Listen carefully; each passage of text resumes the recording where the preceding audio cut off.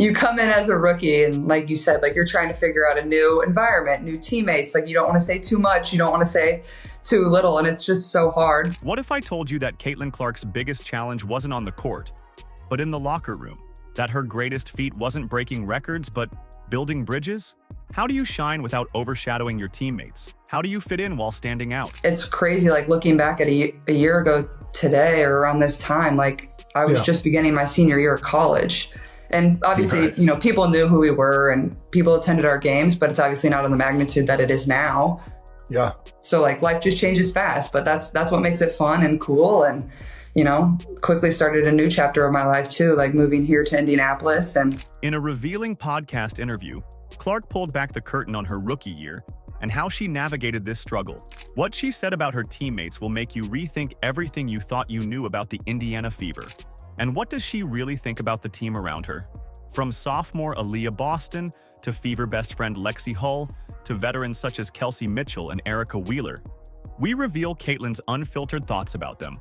Ready for the inside scoop? Let's go. I mean, it was just a crazy year because you go all the way up to the national championship game and then you're playing right away. Yeah. You know, one of my coaches early on in my career said, you know, your rookie year is always so hard because you're in a new city, you're in a new place, you're with a new team, new coaches. There's so much that's not part of the routine that you're so used to. And you had that as like magnified. Picture this.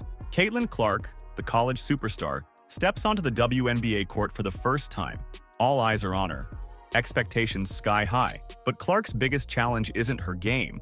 It's finding her place on the team.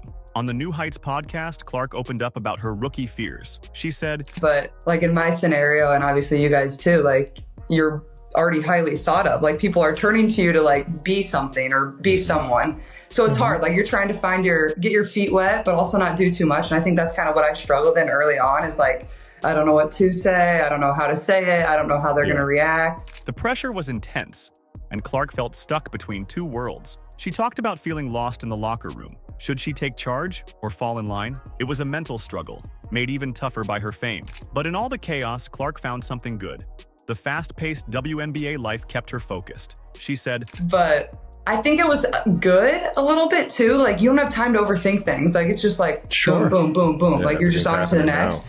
But at the same time, like you don't like, I feel like I never really ended the chapter of college. Like it was just like you been left, but maybe that's good. You don't have a lot of time to think about it. So I think that's definitely the weirdest part of, you know, women's professional basketball and obviously college basketball too, is just that change, but that's kind of how it has to be too. So it's just different. Her teammates became her rock during this wild transition. For not knowing, you nailed it. Well. But also, like, I had a lot of really good vets around me, too. So I feel very grateful for that. And we had a fairly young team, too. So, like, people had been through it fairly recently, so they knew how I felt. But, like, I feel like that definitely is a huge challenge. And that goes for whatever professional sport. Like, you're trying to learn, but also people are looking at you like, you got to perform and like be what they drafted you to be. And that can be tough. In one honest moment, Clark admitted, I feel like I never really ended the chapter of college.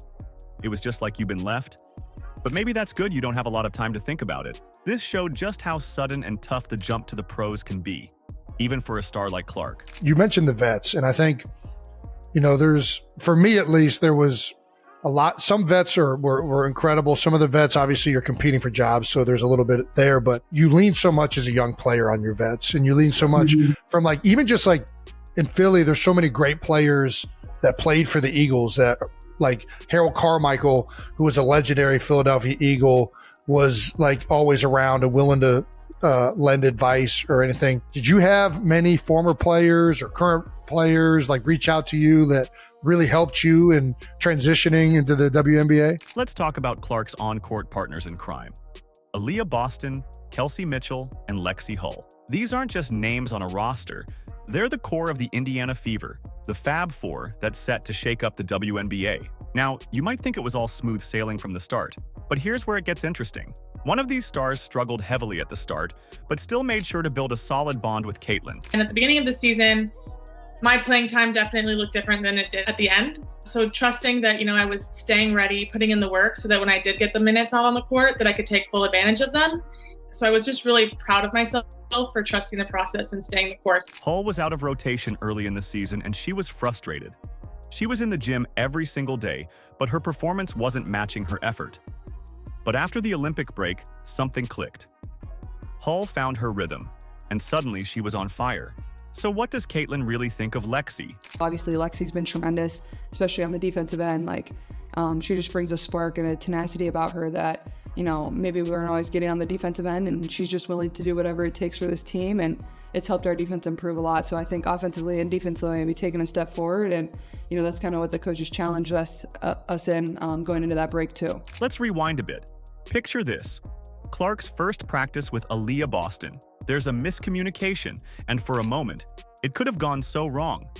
But instead of a disaster, it turned into the beginning of something special. Clark and Boston developed a chemistry that's almost poetic, especially in their pick-and-roll plays. And Caitlin knows where Aliyah Boston's going to be. Aliyah Boston knows where Caitlin's going to be. Caitlin and Aliyah have almost a poetic pick-and-roll action going all the time. Caitlin can already find her teammates, but just the fluidity between her and Aliyah, it's like they're on a different wavelength now. Want to know the secret behind their magic? It's not what you think. It's all about repetition and trust. In the first 13 games, Clark only had 17 assists to Boston, but in the last 14 games, that number skyrocketed to 54. That's not just improvement. That's a whole new level of understanding between two players. Here's Caitlin sharing her unfiltered thoughts about Aliyah, symbolized by their now famous pre-game affirmations. I think AB is always somebody that's going to have her teammates back, whether it's myself or whether it's anybody on the team, she just wants the best for every single person. She's such a positive light in our locker room. She's a great voice. She's always there, whether things are great or whether things aren't as great. She's just a very consistent person in our locker room. She's been somebody that's been really helpful throughout my rookie year, obviously having gone through it just a year ago. And I think you can tell our chemistry is really coming along, and a lot of that has just been developed through games. So the more practice that we get together, only the better it's going to get, but I'm really thankful for her. Now, let's shine the spotlight on Kelsey Mitchell. Her reaction to Clark's arrival wasn't what anyone expected. It was tough at the start. Kelsey was playing a lot of isolation ball and didn't seem interested in passing the ball back to Clark. But then things changed after the Olympic break. They bonded, got to know each other better, and shared their dreams. Then they became the best backcourt in the WNBA. C-squared. What's up, friend? I just want to say congratulations on the award, man. You deserve it. You've changed the world in so many ways. You've done it with so much grace. And I'm so happy to take the floor with you, to be a part of this experience. And I want to tell you to give yourself some grace, kid. You've done a lot of things that not a lot of people can do. And from me to you, I'm always going to be a fan. I'm always going to be in your corner. I'm always going to be in your backcourt. Clark couldn't stop praising Mitchell. It's clear these two aren't just teammates. They're a force to be reckoned with. I think it's pretty similar on and off the floor. She's just been a voice that's been there. She's been through this league for 7 years now. She knows what to expect. She knows how things are going to go. And I think more than anything, we are just starting to understand each other much better. We could just make eye contact and she knows to go back door. She knows to come to get the ball. That just comes with playing with one another. So it's been a lot of fun for me. She's playing so well right now, just as good as anybody in this league. So I feel very lucky and fortunate to have her by my side. As the season progressed, we saw the Fab Four, Clark, Boston, Mitchell, and Hull, gel like never before. It's not just about the assists or the points. It's about the impact Clark has had on her teammates. This isn't just a team. It's a family. And Clark, she's not just a rookie anymore. She's the heart of the Indiana Fever, the catalyst that's brought this team together. From overcoming initial challenges to breaking records together, this team has shown that they're more than just individual talents. They're a unit, ready to take on the WNBA and make history. But don't think it stops with the starters. There's a group of veterans in the locker room that's also looking out for Clark. Temi Fagbenley, Erica Wheeler, Grace Berger. These aren't names on a roster. They're Clark's secret weapons off the court. Their wisdom changed the game for the rookie. Imagine Clark, nervous and new, walking into the locker room. There's Wheeler, ready to be her big sister. For me, I just wanted to get ahead of it because I know this transition is tough. Just being undrafted and being a rookie, it's very unlikely that a vet, just take you in when you got the same position. And I think oftentimes people forget that I'm a great person before a basketball player. So for me as a big sister, I'm just I'm gonna take this first step first to just let her know, we here, we got you, whatever you need from me as your vet, and even you're in the same position, I got you. And she's just been doing a great job with just accepting it and receiving it from me. Because as you know, she's one of the biggest players in the world right now, and she don't act like that. She's just help me, in any way you can. It's definitely in a sweet way. Wheeler became Clark's rock. Having a vet who really wants the best for you is special, Clark gushed. I won't take it for granted. These bonds went beyond mentoring. Picture Clark and her teammates laughing, relaxing, getting closer. That's how a team becomes family. Fag Bentley's not on the team anymore, but she left her mark on Clark. She stuck with Clark through the ups and downs of rookie life. When Fag Bentley left, her goodbye message hit Clark hard. Just figure it out, She's a smart player, I'm a smart player. When the play is open, you're going to pass the ball. And I'm always sprinting on the floor. And she's a great passer, but she's always going to pass it if I'm open. I know that. No, it's really amazing because we haven't had many practices together, but the connection is just there. I feel like I know, I'm getting a better sense of what she's about and what she's going to do. And so I just try and get into the right positions and try and make something work. Then there's Grace Berger. Their friendship, it started with college duels and a joke about golf. Berger, a college star in her own right, would often go against Clark as part of the Big Ten Conference. Once fierce competitors, they quickly put aside their history to form a powerful partnership on the Fever. Berger admitted, there was definitely some initial weirdness, but we both wanted to win so badly that we focused on our shared goal. I believe Grace was a state champion in high school for golf. Have you played with them? Grace was? Yeah. What? Have you played with anyone? Yeah, I think Grace! so. You're a state champion golfer?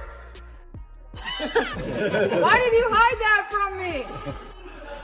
She was on the team. They didn't play her, apparently. Have you played with anyone on this team yet? Honestly, I have not. In the end, Clark's rookie year wasn't just about breaking records. It was about making friends.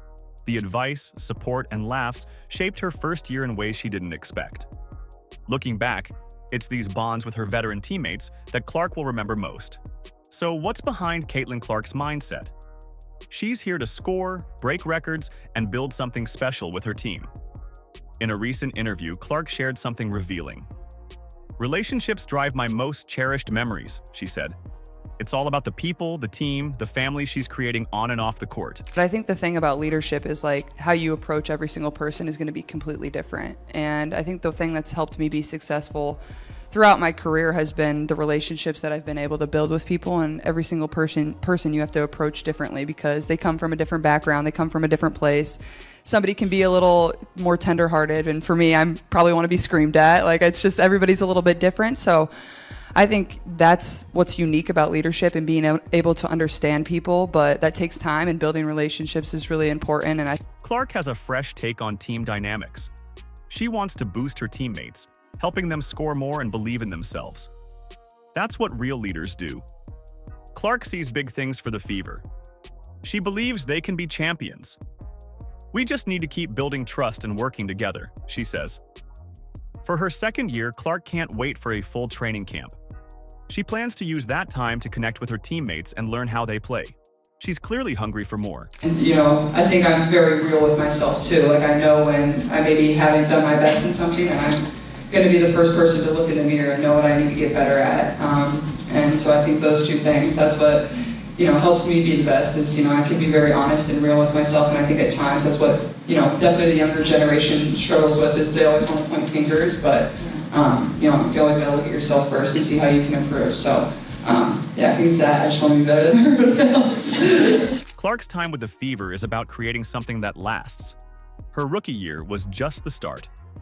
Next season, expect Clark to step up her leadership game, making waves both on and off the court. Caitlin Clark's rookie season with the Indiana Fever was just the beginning. As we look to year 2, the Fever are aiming high.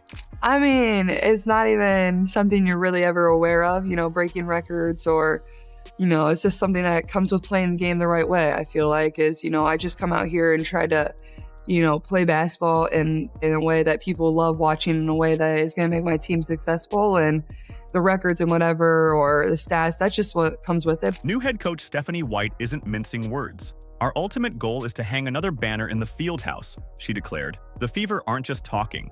They're building a team to make it happen. The Indiana Fever mean business this season. They're not settling for good, they want great. With their eyes on a WNBA title, every game could be a step towards history. You won't want to miss what's coming. This team is on a mission, and they're ready to make some noise. Are you excited? Let us know in the comments. Like, subscribe, and turn on all notifications so you never miss out. Click the video on the screen, and we will see you in the next one.